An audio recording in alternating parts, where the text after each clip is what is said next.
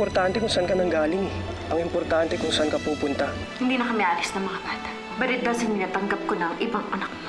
Eh, hindi mo naman kailangan tanggapin si Nina eh. Sa akin lang sana. Huwag mo naman siyang awayin. Abel, ako ang nasaktan. Kaya ako ang magde-decide kung paano ko tatatuhin si Nina. Huwag mo akong titiktahan.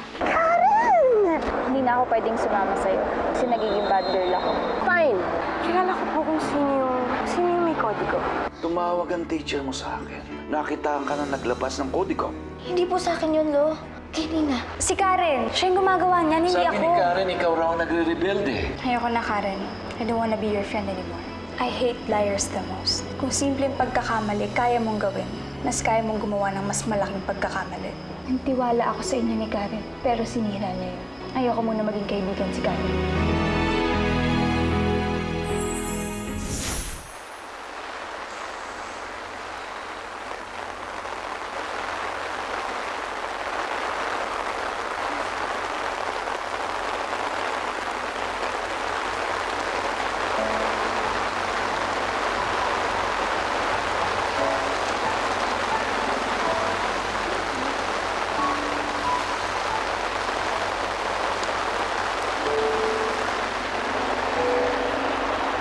Ipayong niyo po sa anak niyo. Naku, maraming salamat po.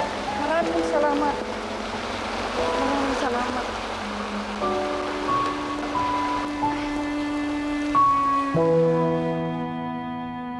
Ay, nako, hindi ako makapaniwalang kayang gawin ni Karen yon, ha? At sinisipan niya si Nina. Naintindihan ko naman si Karen eh. Natakot lang yung bata. Maski na, masama pa rin yung magsinungaling. Eh kaya nga daw yahabol niya yung pagsasabi ng totoo. Kaso hindi siya umabot. Nahuli ko kaagad. Pero pinagsabihan ko naman. Okay na, wala nang problema. Naintindihan naman niya ako eh. Naku, ikaw talaga. Pagdating kay Karen, halatang paborito mo. Pero dapat hindi sila mag-away ni Dina sa ginawa niya. Alam mo, ayoko nag-away yung mga apo natin eh. Tagal na yan eh. 10 buwan na ata yan. O Hindi nga eh. nag-move. Hindi ako makalampas sa ano? Sa Level ano yan? level 2. Anak, bakit ka nagpaulan? Nasaan ang payong mo? Eh, kasi meron pong mag-ina kanina doon. Tapos wala silang payong. Eh, yung anak niya nababasa. Kaya naawa ako. Binigay ko na yung payong. Hayaan mo anak, bukas na bukas din, ibibili kita ng 3 payong. Kaya kahit na lang may masalubong ka at naawa ka ulit, eh meron ka ng extra payong. Ay naku, talagang kagulan na ngayon, oo. Naks talaga. Ang papa ko talaga. Ang bait-bait. Pati ang mama ko.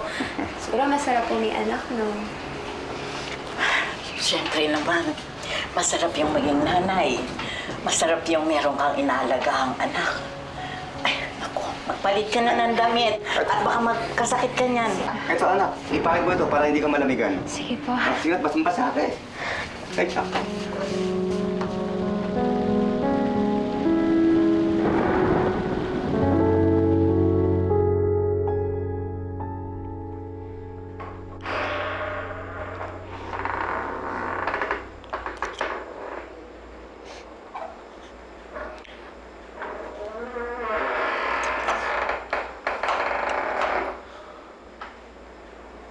Bakit ka kumakain ng ice cream?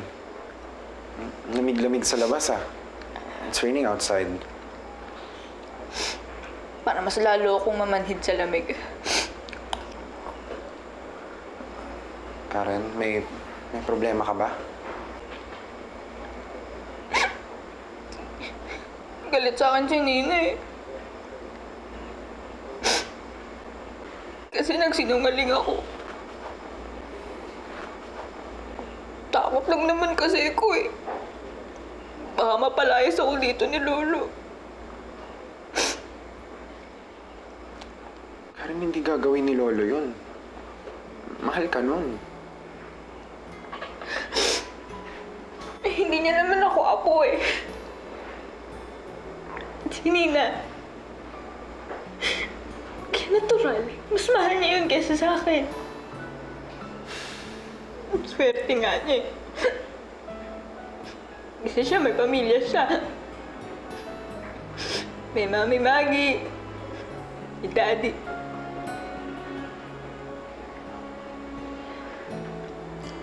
Sorry. Hindi, Karen, okay lang.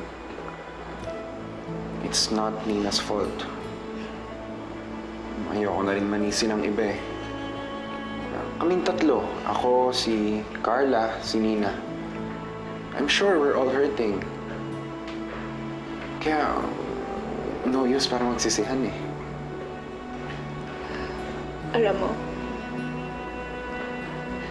kahit sobrang laki ng problema ng pamilya mo ngayon,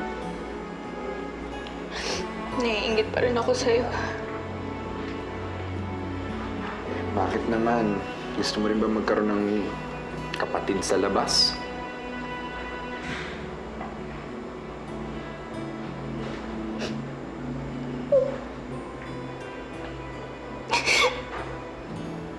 Kasi, alam ko pala biro ako. Puro pagpapatawa lang yung alam ko. Pero pag mag-isa lang ako, hindi ko makuhang mapatawin sarili ko. Role ni Inay yan eh. Kaso wala na siya.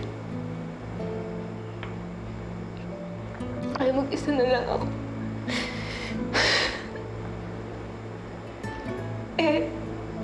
Ayun. May pamilya. May nanay.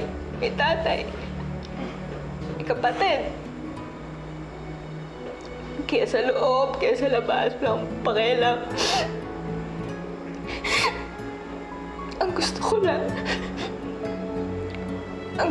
yung may makasama ako. Yung may magpapatawa sa akin.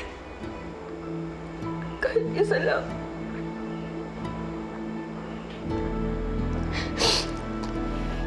Wala eh.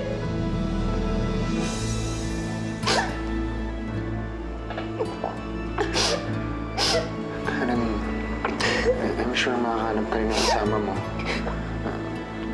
I'm sure balang araw, makakasama mo yung totoong pamilya mo. Sana na. Para kahit pa paano,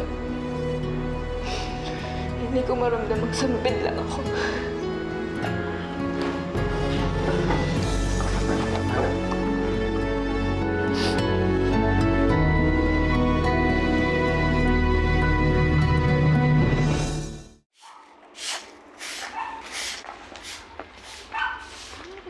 Kalat. Ayun. Naku, wala na yata dito si Suzy. Ay, magre-renta ba kayo? Naku, sorry. Wala akong bakante ngayon eh. Ay, hindi po. Kaibigan po kami ni Suzy. Nandito pa po ba siya? Ay, ako nga po pala si Melba. Melba? Ang sabi ni Suzy, matagal ka na raw patay. Naku naman, chismis lang yun. Kita niyo namang sumasabog itong kagandahan ko. Mukha ba naman akong multo? Oo nga. Uy ka nga. Teka lang. Bakit niyo ba hinahanap si Suzy? Matagal na kasi siyang umalis dito. At saka ang isa pa,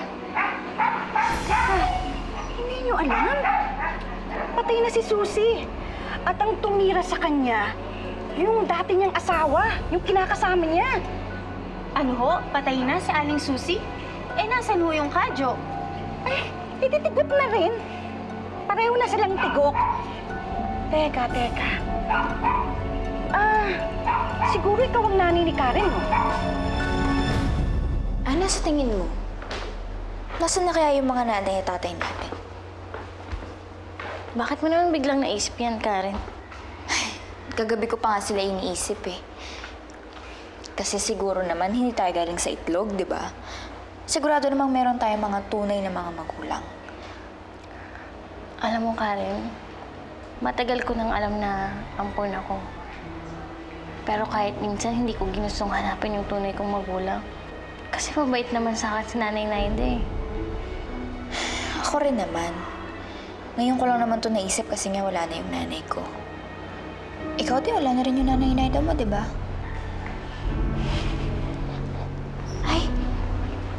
Eh kung hanapin kaya natin sila. Karen? Sinong Karen? Si Karen. Si Karen, yung dalaginding na inampo ni Susie. Eh, hindi naman nag-asawa yun eh. Hindi rin naman nagkaanak. Teka, kung hindi ikaw ang nanay ni Karen, siguro ikaw ano? Ikaw ang nanay ni Karen. Ay, hindi po ako ang nanay ni Karen. Yung kaibigan po namin sa Safe Heaven, yun po ang tunay na nanay ni Karen. Teka ha, naguguluhan ako eh. Eh, paano napunta tong batang ito kay Susie? Sige, Karen. Para magkaroon ulit tayo ng nanay. Mabuti naman naisip nyo na yan, Pokpok Jr. at Daing Girl. Well, since nandito na yung totoong Ana Karenina, maghanap-hanap na dapat kayo ng lugar na mapupuntahan nyo kapag napalayas kayo dito. Kasi wala na kayong lugar dito. At nasisiguro ko sa inyong dalawa na palalayasin din kayo ni Nina dito.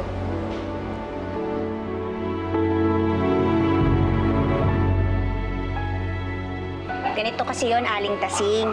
Yung nanay ni Karen, binigay kay Rochelle, si Baby Karen. Ngayon itong si Rochelle, binigay naman sa akin si Baby Karen. Tapos, ayun, ipaalis ako ng Japan, binigay ko ngayon si Baby Karen kay Susie. Ang gulo ninyo. Kayo naman pala may kasalanan eh. Nagtatambling-tambling yung bata, pinamigay nyo naman pala kasi. Kaya naman pala naging kawawa. Eh, kaya nga ako andito dahil hinahanap ko po si Karen. Kung wala naman si Aling Susie, nasan mo ngayon si Karen? Ay, wala rin siya dito. Nasa mansyon. Doon sa Pamilya Monteclaro. Oo, doon sa Pamilya Monteclaro. Oh, bili na kayo dyan. Bili na kayo ng bagoong. Oh, murang-mura lang. Oh, bili na, bili na. Uy, Suki, bili ka na ng bagoong, oh. Meron na ako. Meron ka na. Ano ka bumili? Oh, bili na kayo dyan. Bili na ng bagoong. Bili na. Uy, ate. Bili ka na ng bagoong, oh. Murang-mura lang. Magkano isa? 20 lang, 20 lang. Makabili isa. Dalawa na, galawin nyo na. Isa lang. Di isa. Ano nga yan? Kano ba yan? 50? Kano yan? 30. Ayan. Oh, bili na, bili na. Bili na kayo ng bagoong dyan. Bili na, bili. Bili na kayo, te. Bili na kayo, te, oh. Murang-mura lang galing Pangasinan, te, oh. Naku, pasensya ka na ha. Hindi ako bibili. Ay? Meron kasi akong hinahanap na tao. Ang sabi sa akin ng mga taga-looban, kilala mo daw si Naida? Ano pong meron kay Aling Naida? Kasi, meron kasi akong binigay na sanggol sa kanya dati. Nung nagkasunog. Gusto ko lang malaman kung nasan yung bata. Bakit? May problema ba? Kayo po ba yung nanay po ni Ana? Ana? Ana ba yung pangalan ng ampon ni Naida? Opo, pero kayo po ba yung nanay ni Ana? Hindi. Hindi ako. Yung kaibigan ko sa Safe Haven. Nandun kasi ako nung nanganak siya eh. Nasaan na si Naida at saka si Ana?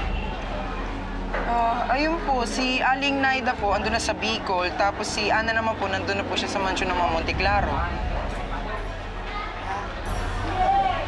Pwede mo ba akong samahan doon? Gusto ko lang kausapin si Ana. Bakit po? Ano po sasabihin niyo kay Ana? Alam niyo po ba kung nasaan yung nanay niya? Hindi. Pero samahan mo naman ako doon, no? Sige na. Kailangan ko lang makita at makausap si Ana. Sa mansyon ng Monteclaro? Kailangan natin pumunta doon. Ay, Aling Tasing, alam niyo ba yung papunta doon? Saka may contact po ba kayo doon? Siyempre hindi, no? Mukha ba akong directory? Alam niyo, mabuti pa kumuha kayo ng mapa. Yun ang tanungin niyo. Naku, hinihilo niyo ako.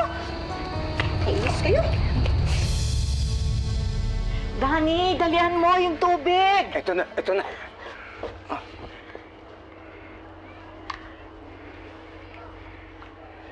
Sheni, kung hindi pa bumaba ang kanyang lagnat, dalhin na natin siya sa ospital. Oo, Diyos ko. Kawawa naman ang anak ko.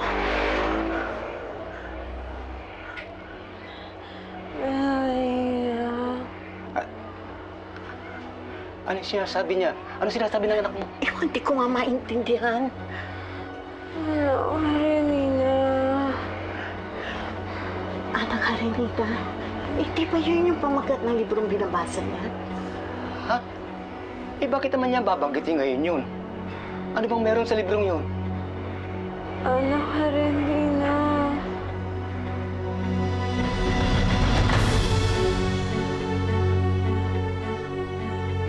Anak Karenina.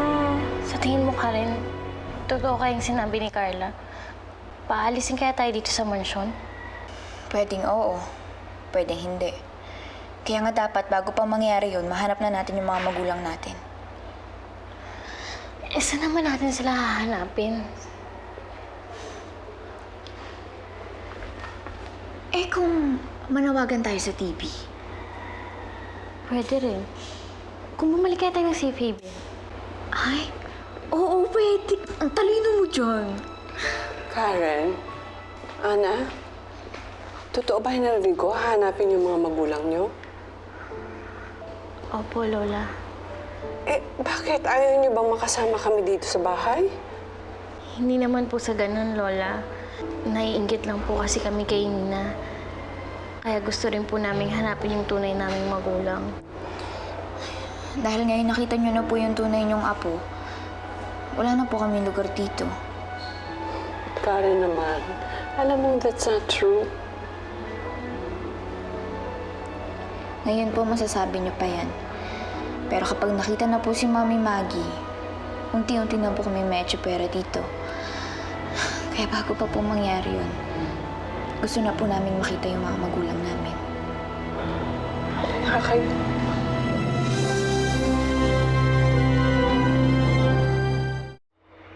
Anak Karenina.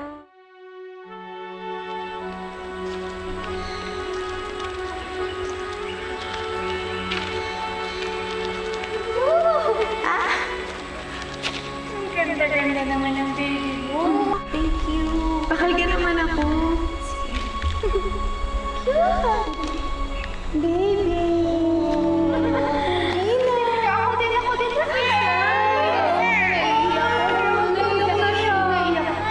din.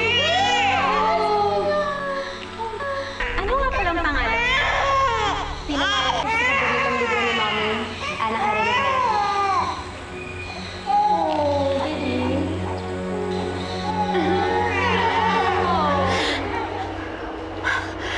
Nay, Kumusta ka na? Shani, Kumusta pakiramdam mo, anak? okay lang po ako. Kaso, nanaginip po ako na may anak daw po ako. Paano mangyayari yun? Dalaga ka pa. anak, hindi namin naalala na nagkaroon ko ng nobyo. Pero napanaginipan ko po kasi na meron po akong buhat-buhat na magandang baby.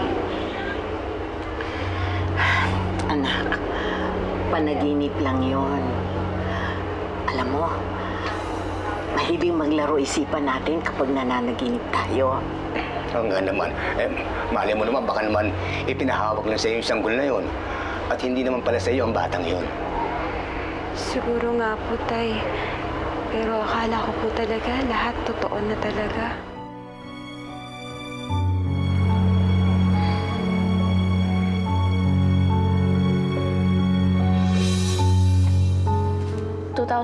Ilan sa'yo?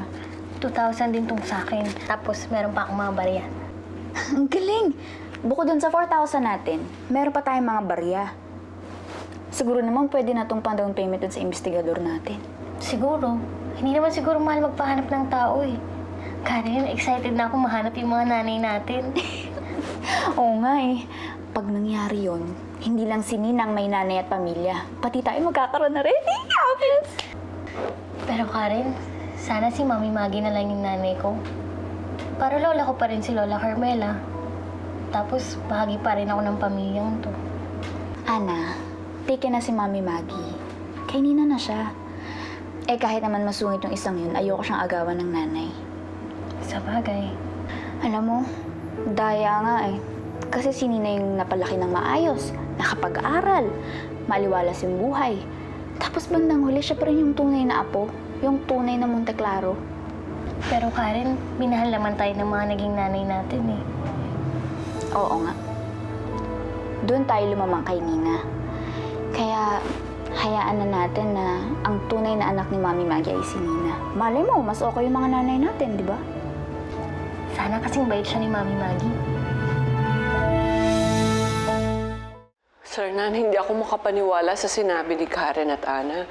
Kahit sinabi kong welcome sila dito, gusto pa rin nilang hanapin ang mga magulang nila. Come on, Carmela. Pero anong magagawa natin? We can be selfish to the kids. Kailangan nilang totoong pamilya, ng totoong mga nanay. Alam mo, gusto kong hilingin na hindi na nila mahanap ang nanay nila para hindi na sila umalis dito, para dito na lang sila. Pero alam ko mali yun eh.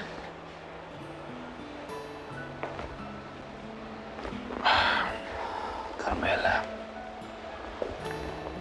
masakit man, pero kailangan natin tanggapin na hindi natin sila mga apo. Meron silang mga pamilya na mas makapagbibigay sa kanila ng pagmamahal.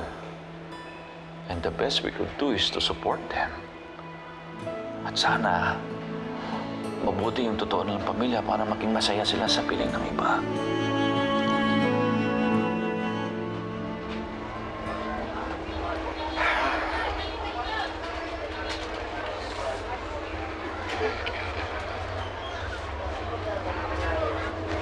Kumusta na ang lagnat ni Alice? Buwaba na. Natutulog na siya ngayon. Danny, talaga kayang may anak si Alice? Sa tingin mo, meron siya talaga? Kasi kanina, bigla akong nakonsyensya. Dahil pinaniwala natin siya na siya ang anak natin. Ninakawan natin ng isang bata na lumaking mayroong isang ina. Shiny, hindi natin inagaw si Alice. Ibinigay ng Diyos sa atin. Kapalit ng nawala nating anak. Pero Danny, Inarugan natin si Alice. Inalagaan. Binigyan natin siya ng buhay. Para siya mabuhay ng matiwasay. Gusto mo bang mawala sa atin, si Alice? Gusto mo bang mawala ng anak? hindi. Ayokong mawala sa atin ang anak natin. Kaya nga, kahit may isang bahagi sa akin na nagsasabing mali ang ginagawa natin, pinagdarasal ko pa rin na sana wag nang bumalik ang alaala niya.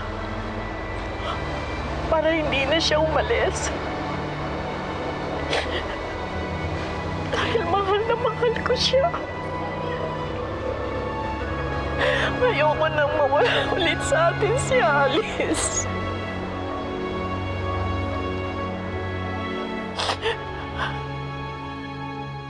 So, saan tayo after? Ikaw, kung saan mo gusto pumunta? Why do you always make me decide ba? Eh, di ba, ang gentleman naman yun? Kasi dapat meron ka rin plano for me. Ako ba? Gusto lang talaga kitang sundin. At saka, ganun talaga ako magmahal ng babae.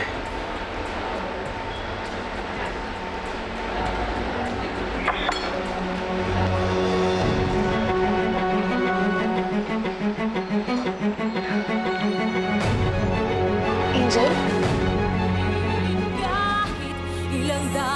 Paniwalang-paniwala siya sa'yo, no? Alam mo, tanga talaga yung Carla na yan. Tanga pala, ah! Sino ngayon nagtanga sa atin? Nabisto ko na kayong dalawa. Kung ikaw yung totoong apo ni na Lolo, ibig sabihin nun, magpinsan tayo. Ayaw mo ba ka maging pinsan? Ali, sigurado ka ba talaga na ito yung lugar sa panaginip mo? Sa totoong buhay pala, meron talagang safe haven? Ito na yung lugar, Ana! Dito tayo pinanganak! Oh, Alice, bakit? Anong problema? Anong ginawa mo kay Angel? Anong kasalanan mo sa kanya? Saan mo siya nakita at saan siya nakatira? Babalik na ako ng probinsya. Kailangan ko ng perang ipinangako mo sa amin ni Itay. Ikaw muna ang magbayad sa akin! Tama na yan, Ruth!